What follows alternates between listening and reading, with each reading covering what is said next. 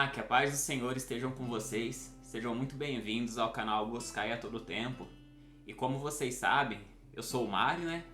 E como vocês sabem, eu estou lendo a Bíblia toda para vocês no ano agora de 2023. Agora hoje é dia 9 de fevereiro e nós já estamos no meio, quase no final do livro de Números. Já foi lido Gênesis, Êxodo, Levítico e agora Números. E está sendo uma experiência muito gratificante, tanto pessoal, como também está trazendo a palavra para vocês aí no dia a dia. Se você ainda não é inscrito, clique aqui embaixo em inscrever-se, ative o sininho que todo dia, a partir das 6h30, o vídeo está lá no canal com a leitura do dia. É dividido em 3 a 4 capítulos por dia. Tem uma média aí entre 10 e 30 minutos. Algumas leituras são um pouquinho maiores, outras são mais rápidas. E hoje eu venho trazer para vocês o resumo do livro de Gênesis. E também vou estar trazendo amanhã o resumo do livro de Êxodo. E depois de amanhã eu vou estar trazendo o resumo do livro de Levítico. Então vamos lá iniciar o nosso resumo.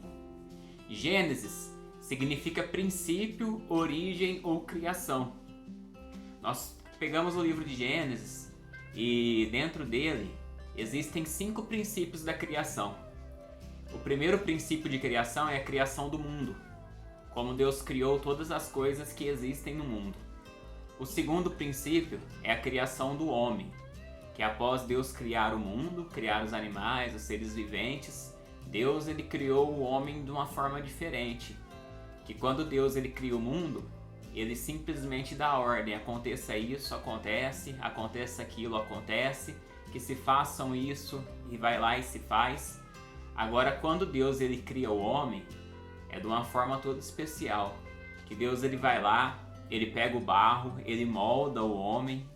Depois que está lá moldado, que está formado o homem, ele vai lá e inspira, o fôlego divino nas narinas do homem e o homem se torna ser vivente. O homem ele é criado diferenciado, né? Ali nessa parte mostra o íntimo, né? Como que Deus tem uma íntima ligação com o homem, que Deus soprou nas narinas, né?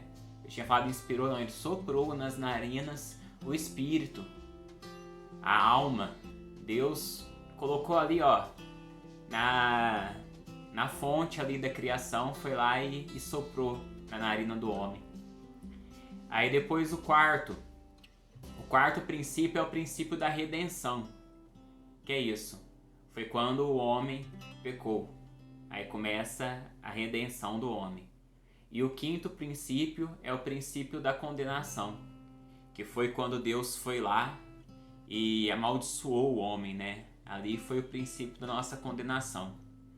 No livro de Gênesis, Deus é revelado como Criador, Deus é revelado como Preservador, Deus é revelado como Legislador, como Juiz e como Soberano Misericordioso.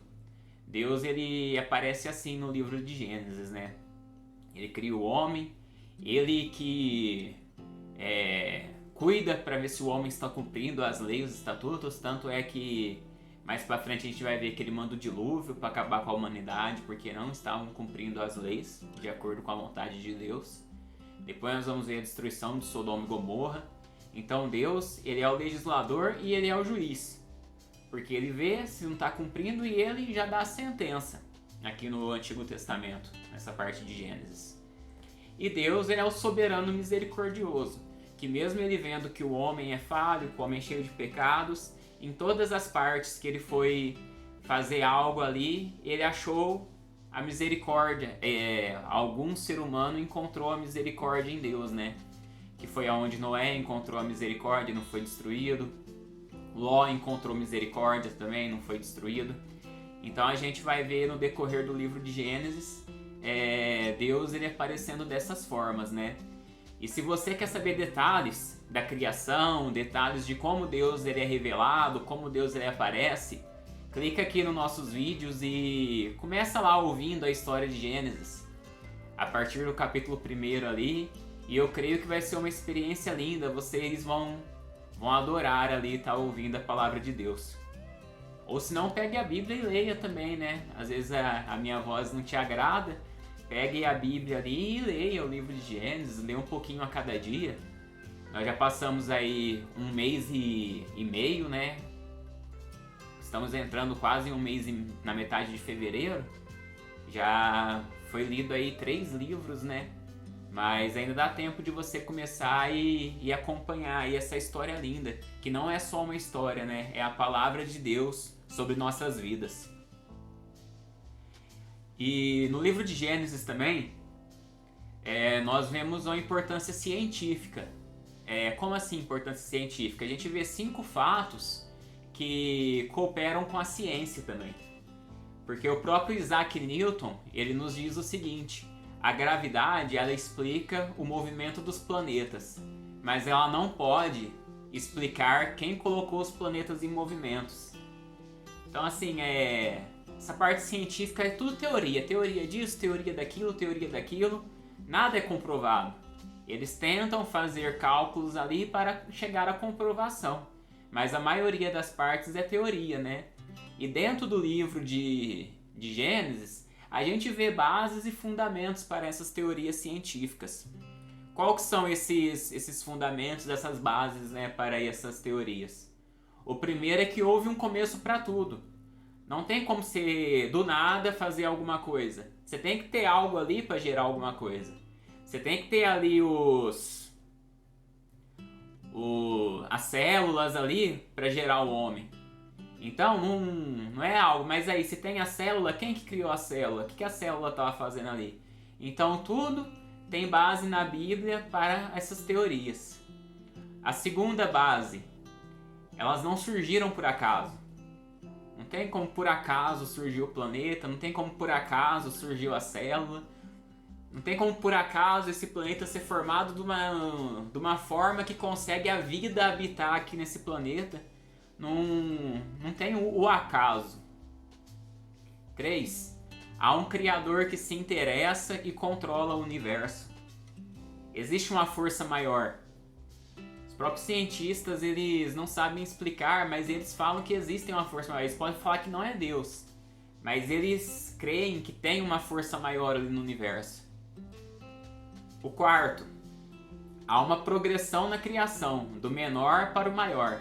Se você vê ali em Gênesis ali a forma que Deus foi criando as coisas, ele começou criando a água, ele fala que a terra era sem forma e vazia, ele foi e deu forma à terra, colocou a água, colocou as plantas, ele fez tudo ali para dar condição para ele criar o ser humano e o ser humano habitar ali.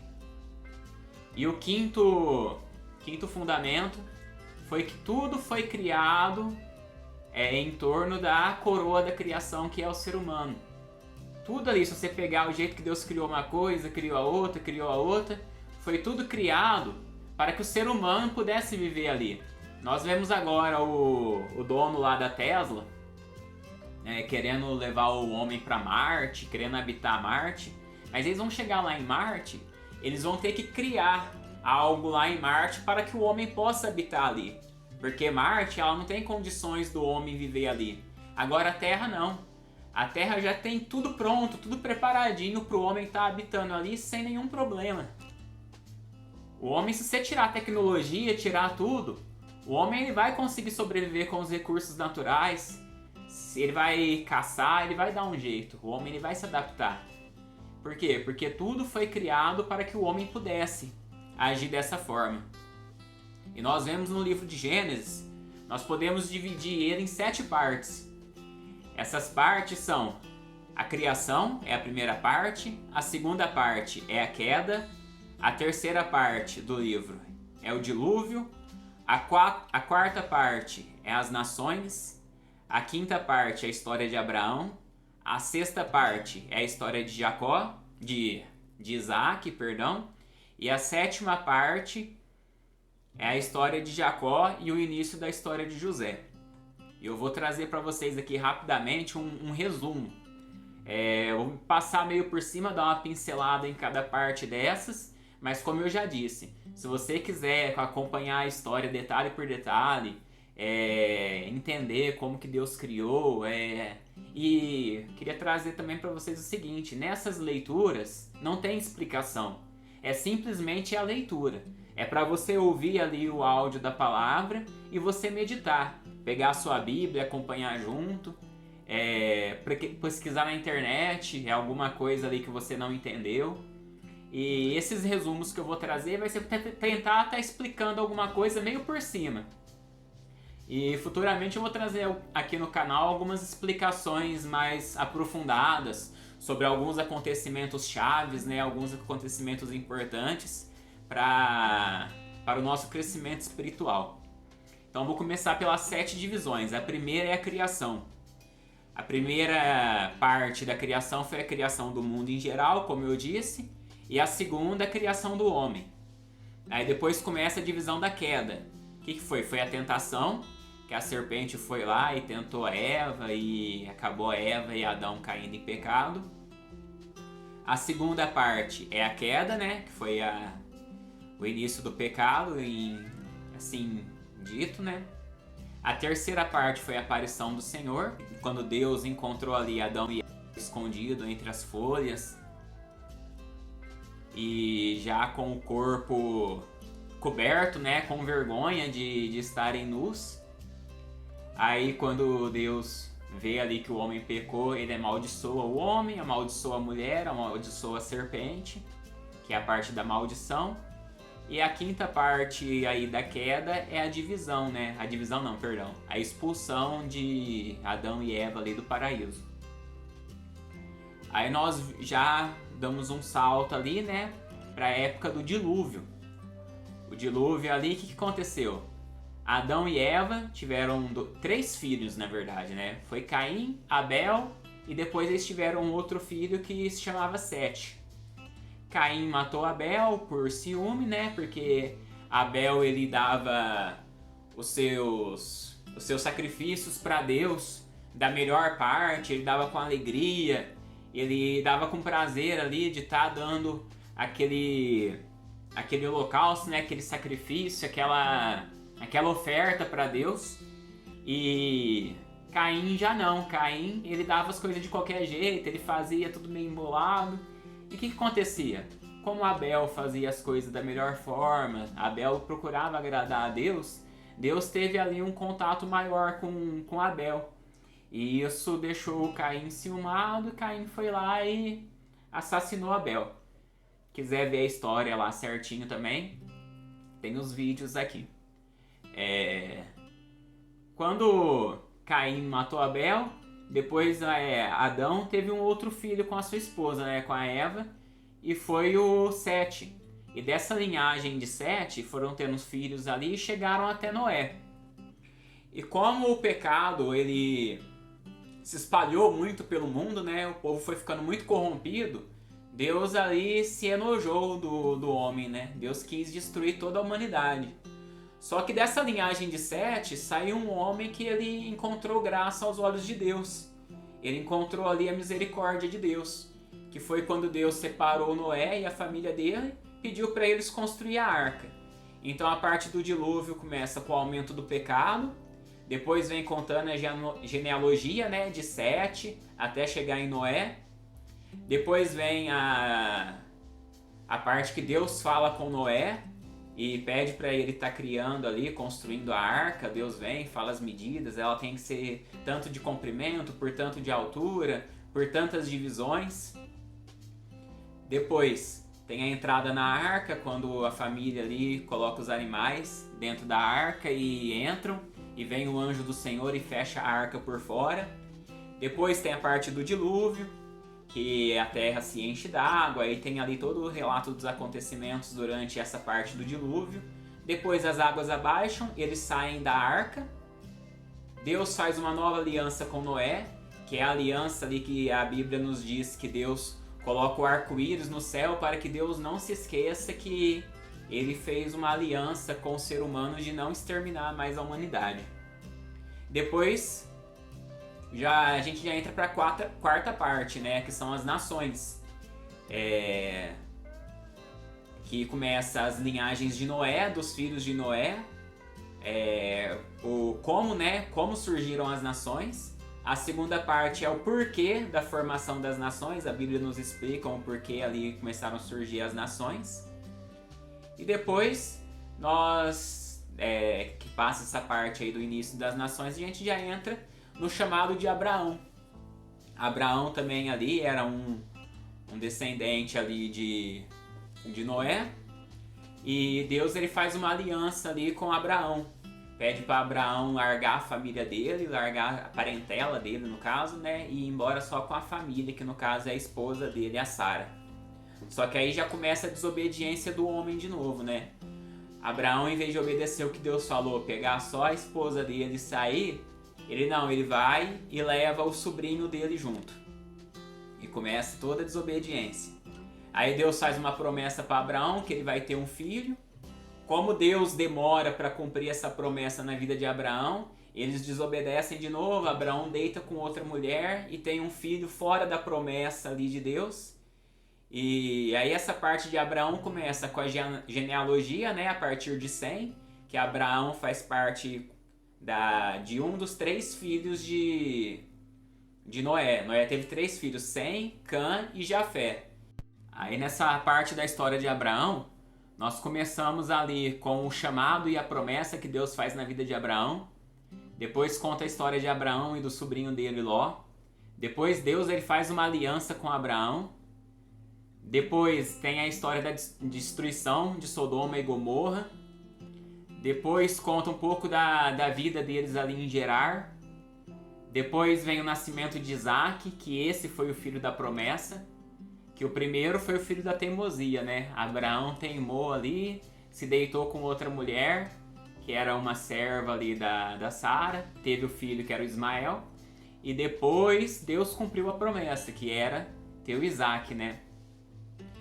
Depois Deus prova a Abraão, Deus vê ali que Abraão ama tanto Isaac que Deus testa o amor dele por ele, né? Deus, ele chama ali Abraão para estar entregando seu filho como sacrifício. O que foi isso? Isso daí foi uma aprovação para ver se Deus ele amava mais o filho ou se ele amava mais a Deus. E ele mostrou ali que ele amava mais a Deus e Deus não permitiu que ele fizesse esse sacrifício do filho dele. Depois Sara morre, Isaac casa e depois Abraão e Ismael morrem também, né? Ismael que é o outro filho, o primeiro filho de Abraão. Depois a Bíblia, que é a 6ª divisão, ela vem contar a história de Isaac. Conta a história dos 2 filhos, que é o Jacó e Esaú, que são gêmeos. Esaú sai primeiro, Jacó sai logo atrás segurando no calcanhar de Esaú.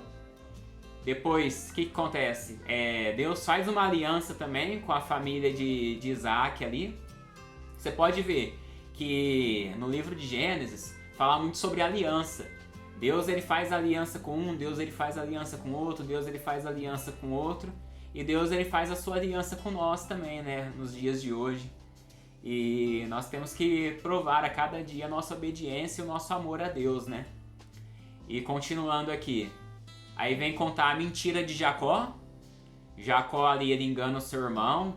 Primeiro ele compra, né, a primogenitura de Esaú. E depois ele engana o pai dele para pegar a bênção de Esaú.